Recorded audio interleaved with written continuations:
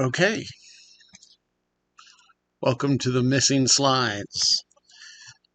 This is just a brief review of what we didn't quite get to. So we had just finished talking about protein synthesis. We talked about the tRNA anticodon, the mRNA codon, how there are 3 sites at the ribosome: the awaiting site, where tRNA binds to mRNA and prepares to add its amino acid to the growing chain; the P site, where the tRNA's amino acid is removed from the tRNA and added to the growing polypeptide. Right? So we're building a polypeptide chain, and the E site is where our now naked tRNA exits the ribosome. So that's what we had managed to get through, and this just continues going through until we reach a stop codon. So here's 5 prime, so it moves through from the 5 prime from A towards E. And it continues until you reach a stop codon. Once again, there's no tRNA associated with a stop codon. So if you happen to have a big,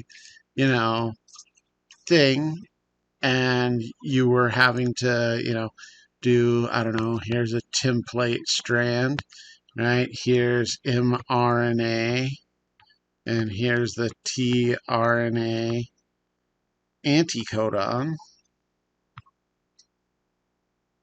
right? And you had UAA, that's a stop. Well, the DNA template strand that codes for UAA would be A, T, T, and then the tRNA anticodon for this, nothing. Nothing. All right? See, you always start with a AUG, so a TAC, and a UAC.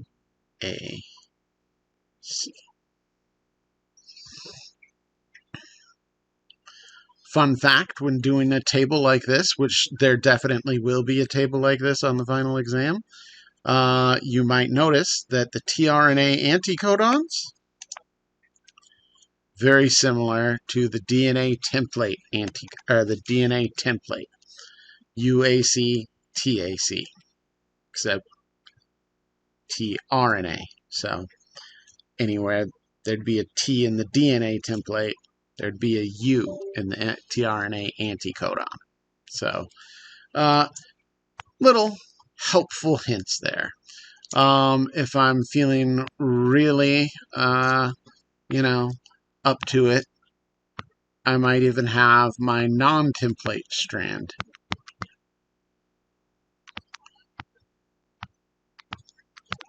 And then you just A, T, G. So, kind of fun. And hey, right down here, I might even have amino acid. And this one would be methionine. I'd know that because I'd be able to review the table. Boop, boop, boop, boop, boop. The table. Right? So, AUG, methionine. You will see this table again. Again, just look for your first letter. So if you have, I don't know, G, U, A. First letter G, second letter U, then the third letter somewhere in there. G-U-A, valine. Little review.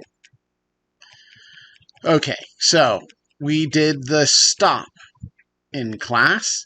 no tRNA associated with it. Instead, there's a release factor. When the stop codon hits the A site, the awaiting site, you get hydrolysis. So it's not even so important as to know that it's a little molecule of water binding. But basically, when the stop codon hits the A site, a release factor hydrolyzes, breaks bonds. It hydrolyzes the chain, polypeptide chain,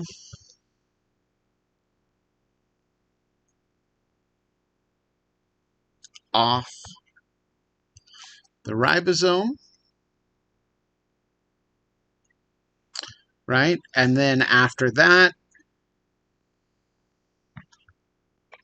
the ribosome detaches from the mRNA.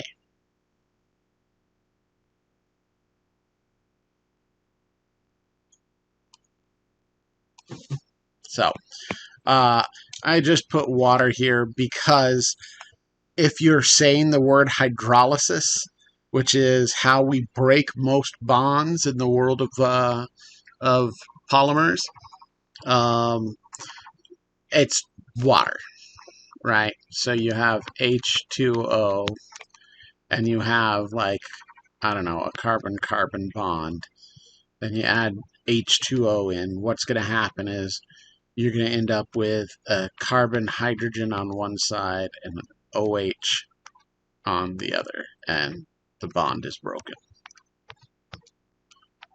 Hence, hydrolysis, hydro from the water, because we bust that water up and cause the bond to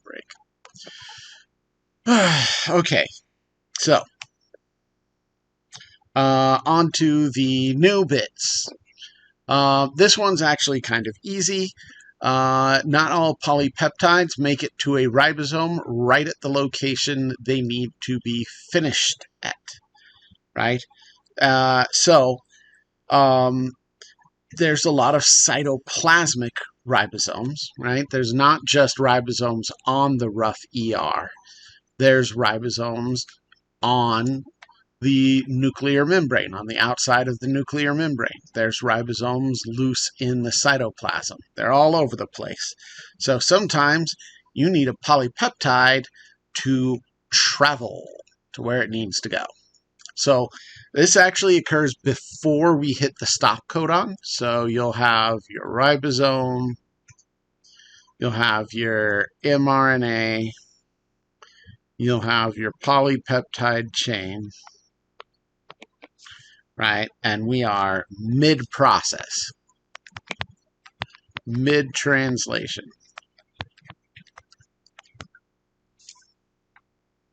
And basically, there's a little sequence in here that we would say makes up a signal peptide.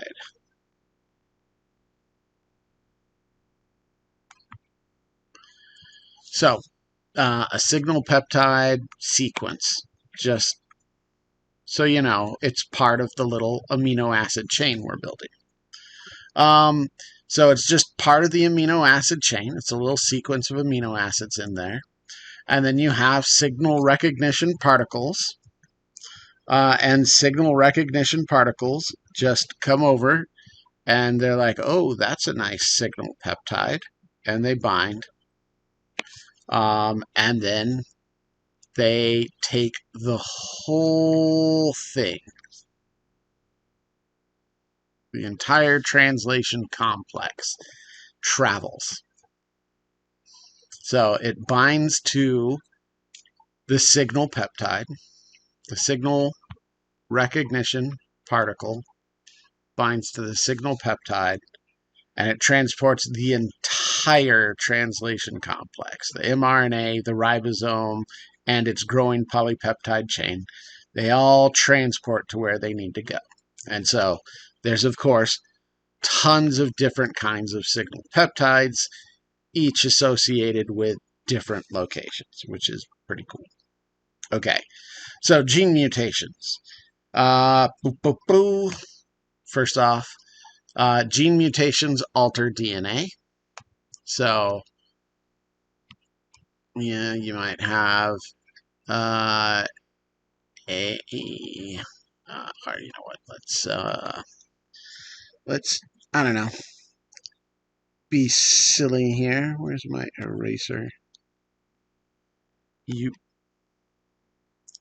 okay? And there we go. We'll do TAC C A C A C C A T G A G A C A. And let's do a stop codon we'll need, so T it's UAA. So needs to be ATT.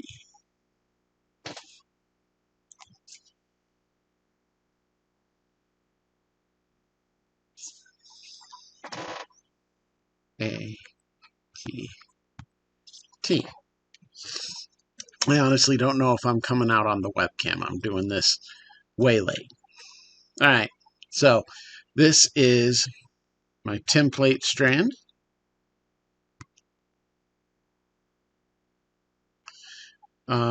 This is the 3', 5' strand. Over here, I have my non-template strand.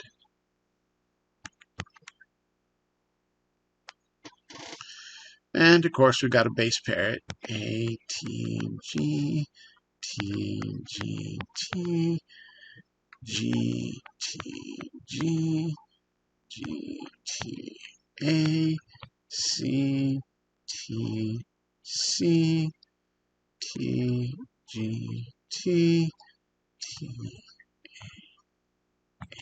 Okay, so here's my DNA, right?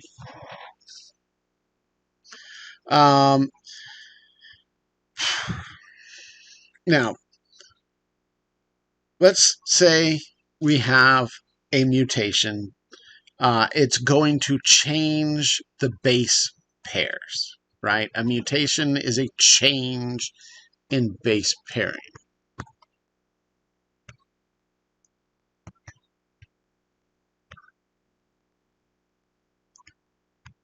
Sometimes it's a single base pair shift, the point mutation. Sometimes it's much more than that, which is a reading frame mutation, insertions and deletions. So you can have point mutations, you can have insertions, and you can have deletions. We went over point mutations in class already. I did not mean to cross that through because I will, review this. Hence the point. Anyway, in case you haven't fully watched the chromosomal inheritance lecture, let me tell you real quick how insertions and deletions work. Okay, so here's my linear chromosome, chromosome number 1, right?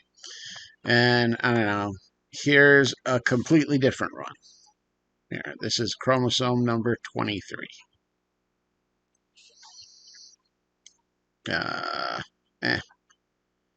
Let's make it 22, so it's not the sex chromosome.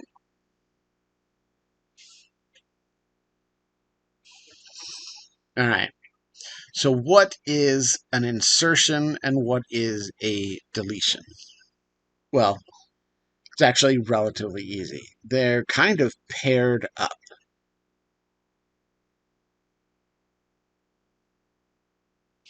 So in a deletion, we have a break in the chromosome. And this is my deleted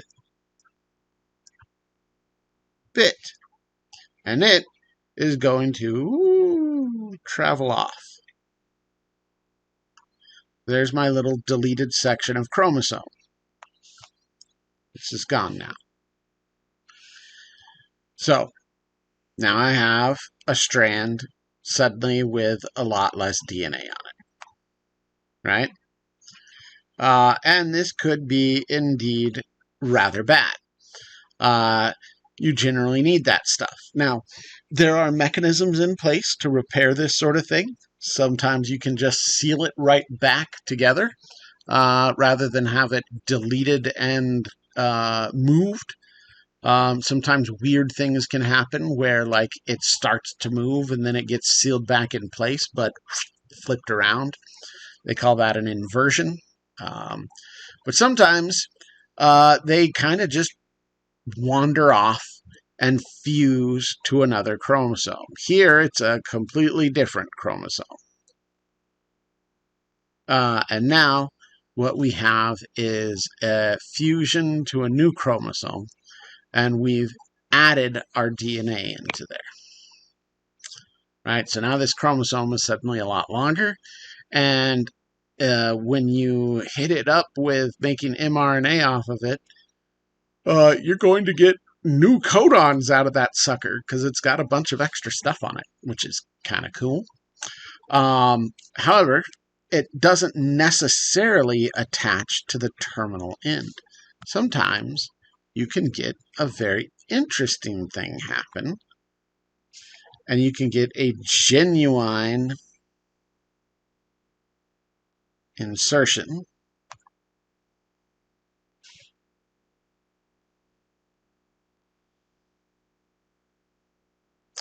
Now chromosome 1 has a section from this chromosome 22 in there. So this is my insertion. And I certainly made my deletion easy down there because I, did it from a terminal end. But what if instead we broke off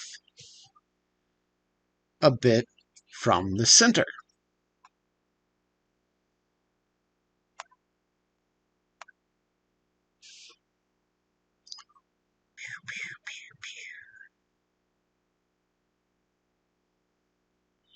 Right? So now we broke off that whole section. It breaks free. So now we've got a deletion mid-chromosome. Those repair mechanisms will then kick into place and seal these back together, ideally. And now you will have a smaller chromosome.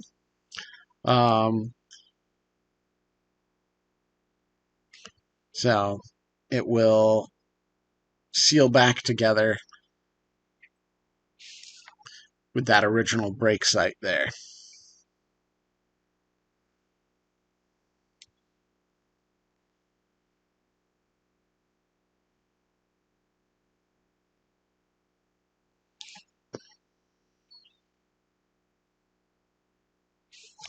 Ta-da!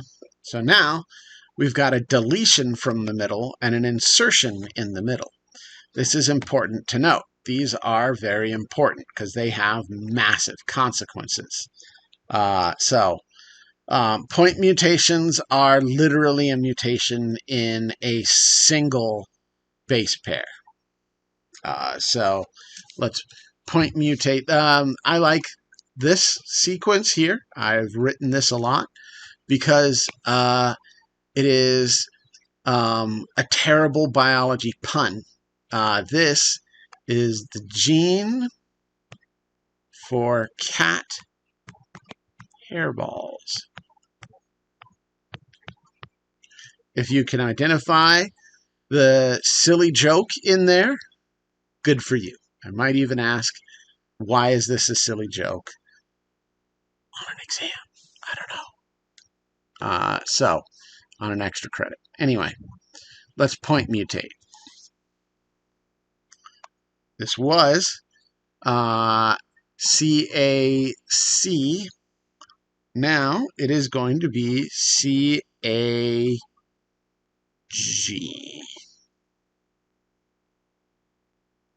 So now we have a point mutation. It was CAC.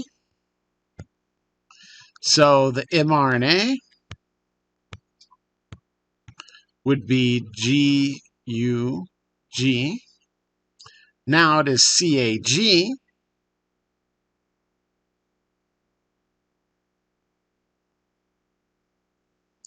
And that makes the mRNA GUC. All right.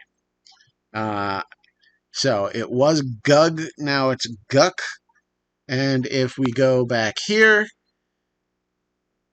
GUG, valine, GUC, still valine.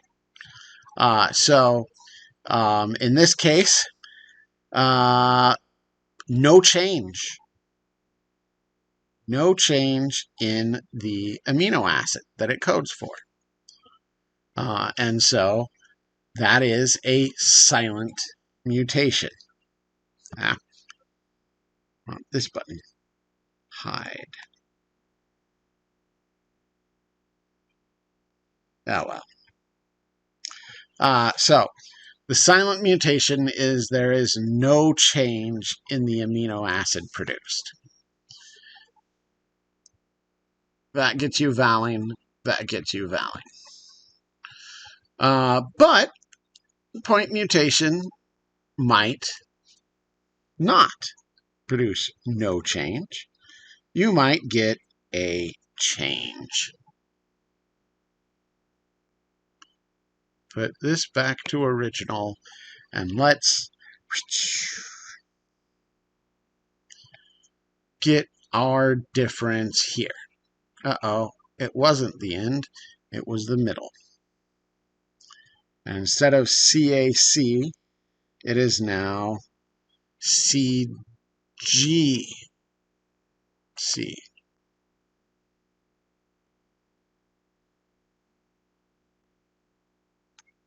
So now here's our new point mutation.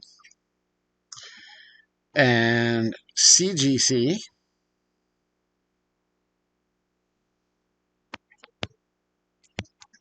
gets us GCG. So now, originally, it was valine. And instead, we are going to get GCG alanine.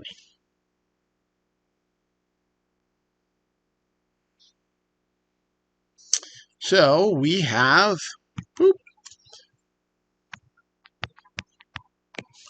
done a point mutation that changed the amino acid.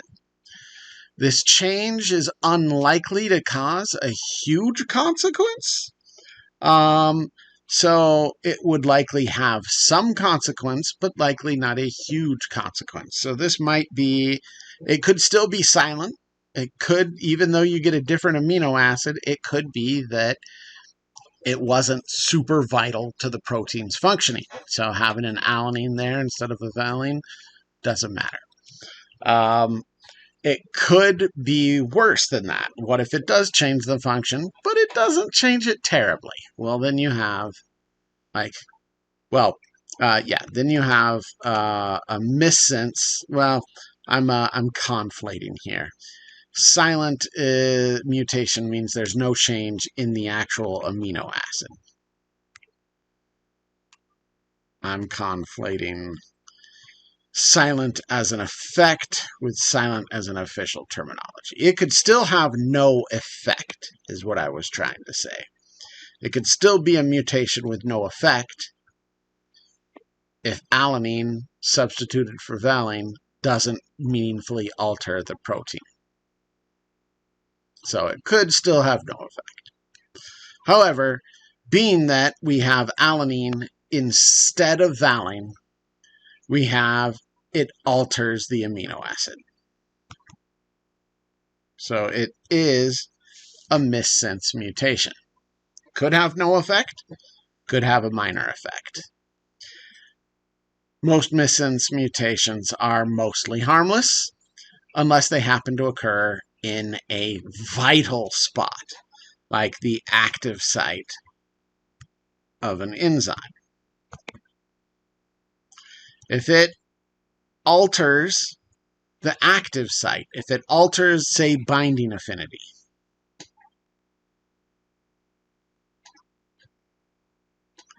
suddenly you've made an enzyme that probably doesn't work. And this is a big deal. So that's a nonsense mutation. This is, of course, an example. So this is still a single change in base pairs. So what if this alanine-valine substitution was in the active site of our enzyme, and it drastically shifted the binding affinity for whatever reason? Maybe instead of, folding into a helix, an alpha helix, it instead folded into a pleated sheet. And now we have a different shape in there, and it's going to affect how it folds into a ribbon, so on and so forth.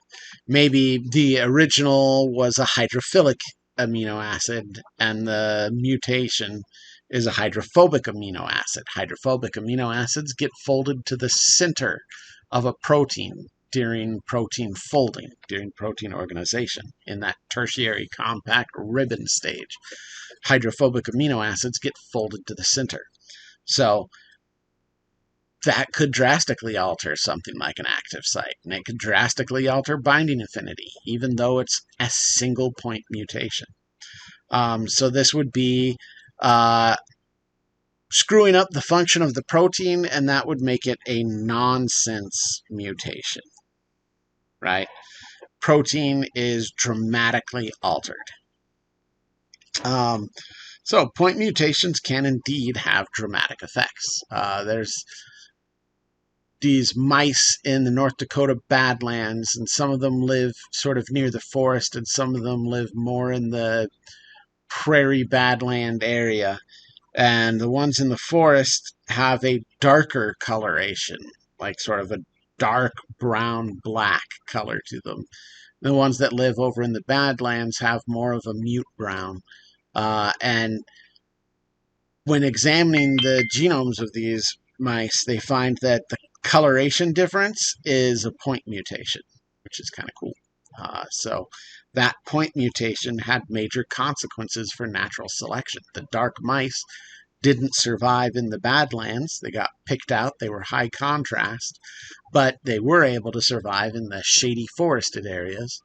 And the mute brown mice stood out like even in the shade, and so they got picked off in the forest, but they did well in the prairie badlands area. And so you had these evolutionary consequences that are leading towards speciation just from a point mutation, which is pretty cool. Okay, I added this slide in here in case I wanted to draw, but instead I drew all over this slide. Which brings us to our reading frame mutation.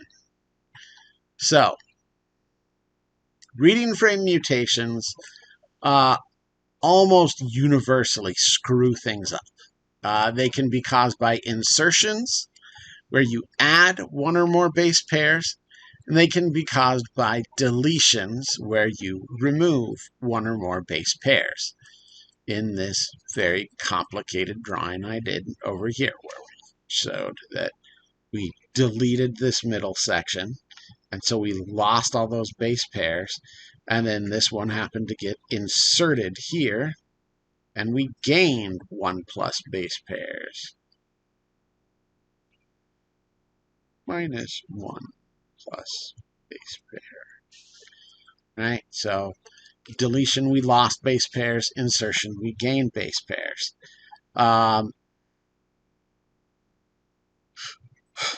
This can have drastic consequences, especially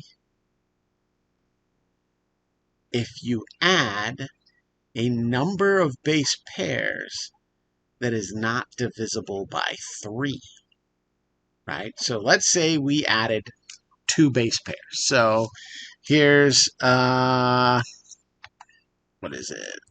My sequence, tac, aka, cac, cat, gag. Okay, tac, aka, cac, cat, gag.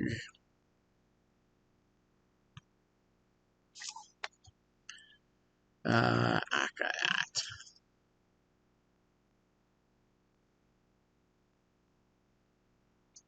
All right, here's my original. And now let's do an insertion. And let's get 2. How about G and T? There's my insertion. And we are about to find out why it's called a reading frame. The reading frame can be roughly thought of as codons. And what are codons? I asked you once more. That's right. They are sets of 3. The reason I organize my DNA like this. So, the reading frame is the codons. 1, 2, 3, 1, 2, 3, 1, 2, 3, 1, 2, 3, 1, 2, 3, 1, 2, 3, 1, 2, 3. But I've inserted 2 base pairs, and that means my sets of 3 have changed. We're good until CAC, but now we've got GTC, ATG, AGA, CAA, TT. So before, right, our mRNA would have been AUG, UGU, GUG, GUA, CUC, UGU,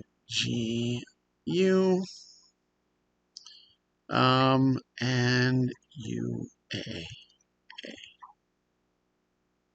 This was our original set of codons, which gives us methionine. I think both of these are valines. So now let's pop over.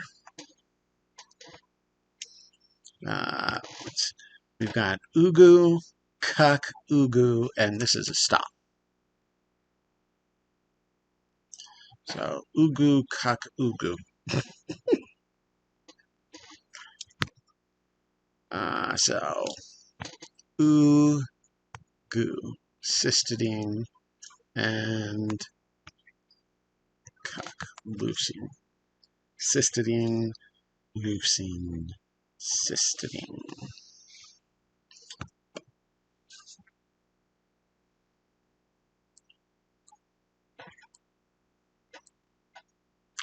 Okay.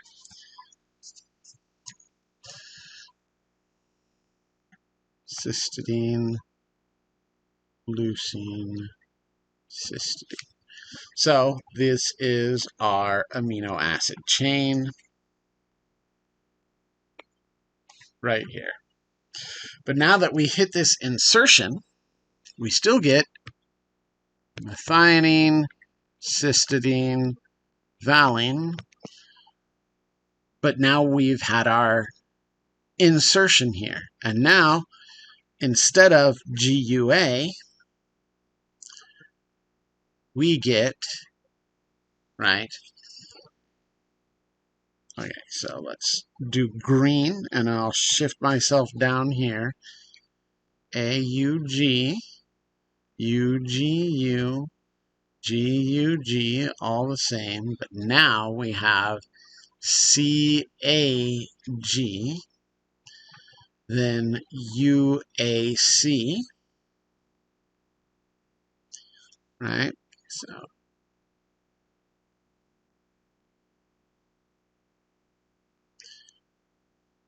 then UCU,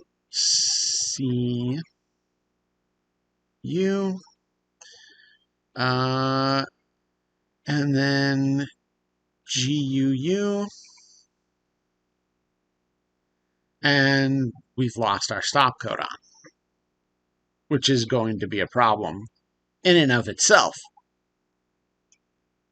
Okay, so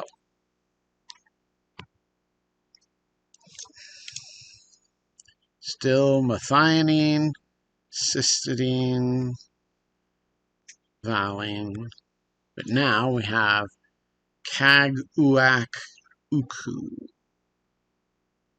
CAG-UAC uku.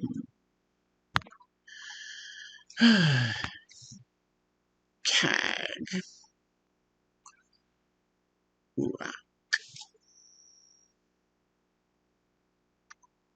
uku. Glycine, tyrosine, serine.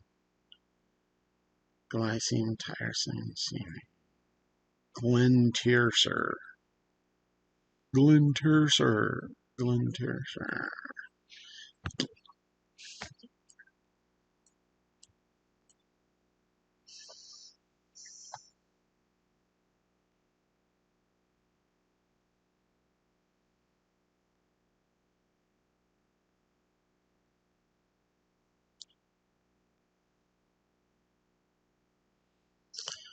And nothing. So now we've dramatically shifted. We've changed all the amino acids downstream because of this insertion. In other words, we changed the way the sets of 3 were read. We made a reading frame change. So it was a reading frame mutation. So you could do a similar thing with a deletion, right? I won't go through the whole thing again, but if you deleted, a number of amino acids out of that, or if you deleted a number of genes, right? So let's say we deleted those 2. There's a deletion. Then it would be TAC, ACA. And then CCA, TGA, GAC, AAT, right? So, both of those cause reading frame alterations. You change the sets of 3 being read, so they are reading frame mutations.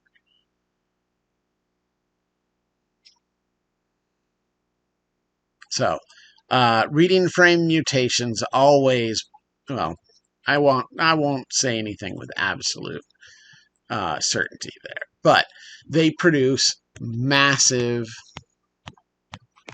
impacts.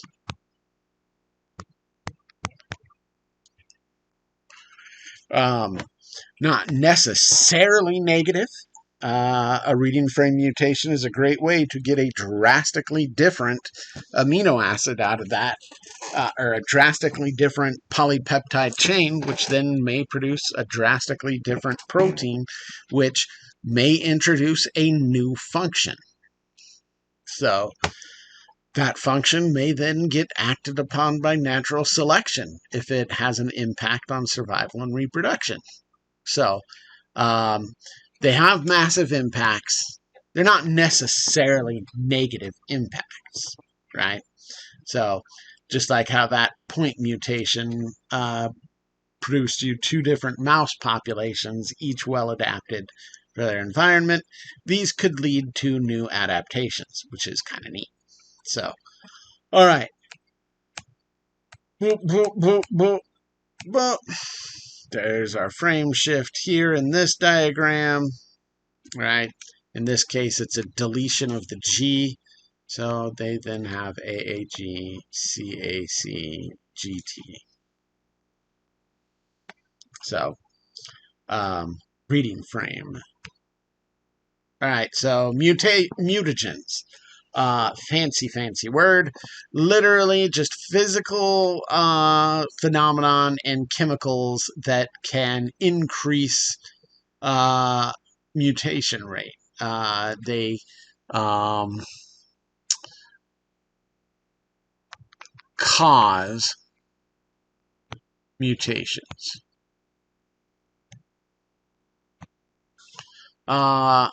In other words, they increase mutation rate. There is sort of a natural mutation rate, regardless of exposure to anything. But there are things that can increase your mutation rate. Generally, these are things that cause damage, because anytime a cell is damaged, it has to repair the damage, especially if the damage is done to the DNA. So, for instance, gamma radiation, or really ionizing radiation, classic mutagen. It's kicking out protons at extreme speed, and those protons can penetrate your skin and knock into the genomes of cells. And when those protons and those other subatomic particles knock into your DNA, it causes breaks, and breaks need to be repaired. And anytime repair occurs, you can mess it up and get a mutation, right? Asbestos does a great job causing cancer, not because it has some magical cancer ray abilities, but more because it is these extremely fine, sharp, pointy particles. So when it gets broken up, it releases this incredibly fine, extremely sharp particulate into the air. So if you breathe aerosolized, suspended in air asbestos dust, it will literally rip cells down as you breathe it through. It'll cause irritation of your respiratory tract, and that's damaging cells, and that's damaging DNA, and that requires repairs to be made, which every time your cells do a division or a repair, there's a chance of a mutation. So by artificially cranking up the rate at which you have to repair or replicate, mutagens are increasing mutation rate. They don't guarantee mutations. You can't just dump a turtle into an ionizing radiation bowl and hope that it becomes a ninja turtle. In reality, you'll get a very dead turtle. So don't do that. So mutagens are physical phenomenon like ionizing radiation, or chemicals like asbestos, or a variety of other, household chemicals or agricultural herbicides and pesticides. You're supposed to wear gloves when handling that stuff for a reason. But anyway, all they do is, by some effect, make your body repair DNA or repair cells or replace cells a lot more often, and that increases mutation rate. Okay. And this was the slide I hit way early on, but close it out with it. The central dogma of biology, once again, goes gene, which is inherited. Genes are passed generation to generation. And you make a RNA copy of a gene, mRNA, and then you go to the ribosome where you have translation and expression.